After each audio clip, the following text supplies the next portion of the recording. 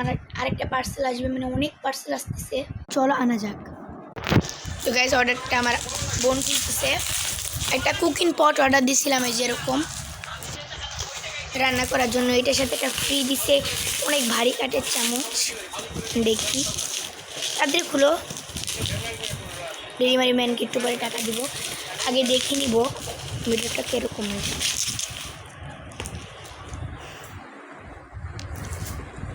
আইতেও পারে বিকালে, আর অর্ডার আইতে পারে বিকালে। তো গাইস বিকালে যদি আর অর্ডার আসে তোমাদের ভিডিও দিব। এরকম কত সুন্দর, ওয়াও দেখেন গাইস কত কিউট।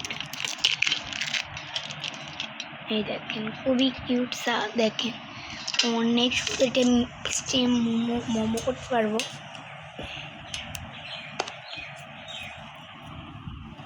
এই টাটা।